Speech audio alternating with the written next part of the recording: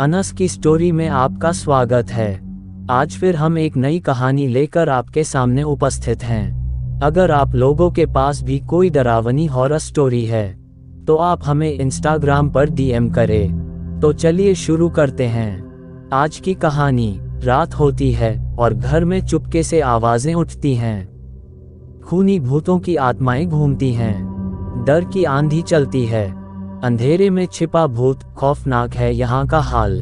भूतिया घर, जहाँ खून की धारा है सामने हर रात। एक शहर के बाहरी इलाके में एक बड़ा सा घर था जो कि ब्लैक हाउस के नाम से जाना जाता था। ये घर अंधेरे रहस्यों और खूनी घटनाओं का गवाह था।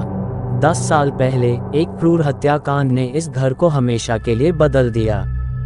एक रात हवेली के मालिक राजेश, उनकी पत्नी ऋषिका और उनकी बेटी रिया की हत्या कर दी गई थी। हत्यारे का पता कभी नहीं चला और घर खाली हो गया। इस घर में कोई भी आता जाता नहीं था। लोग कहते थे कि घर में से राजेश और उसकी पत्नी और बेटी की आत्मा की आवाजें आती है। वो घर खाली खंडर पड़ा हुआ था। लोग उस घर को ब्लैक हाउस कहते थे।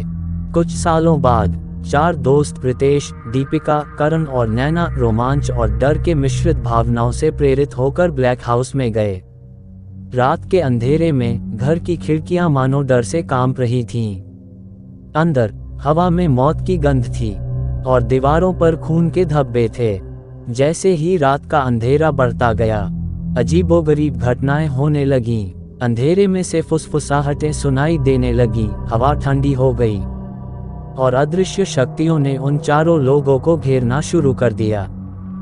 डर से उनका दिल कांप रहा था, लेकिन जिज्ञासा उन्हें आगे बढ़ने के लिए प्रेरित कर रही थी। ब्लैक हाउस के तहखाने में चारों दोस्तों ने एक भयानक रहस्य का खुलासा किया।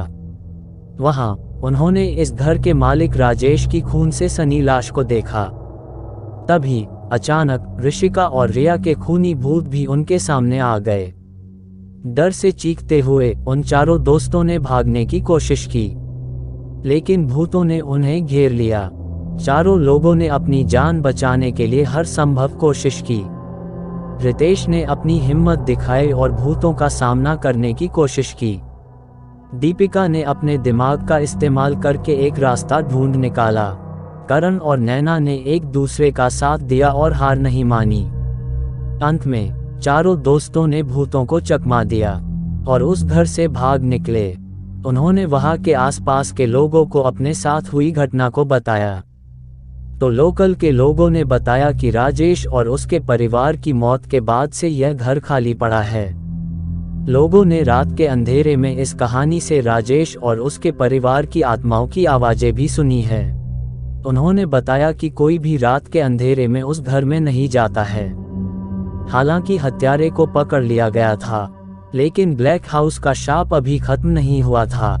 घर में अभी भी अजीबोगरीब घटनाएं होती रहती हैं। कुछ लोगों का ये भी कहना है कि रात में रिया और रीमा के भूतों को ब्लैक हाउस में घूमते हुए देखा है। ब्लैक हाउस की कहानी एक डर और रहस्य की कहानी है। ये हमें सिखाती है कि अंधेरे में हमेशा कुछ न कुछ छिपा होता है। हमें डर का सामना करना चाहिए और सच का पता लगाना चाहिए। नैतिक। इस कहानी में डर, रहस्य और रोमांच का मिश्रण है। ये कहानी आपको डराने के साथ साथ सोचने पर भी मजबूर करेगी।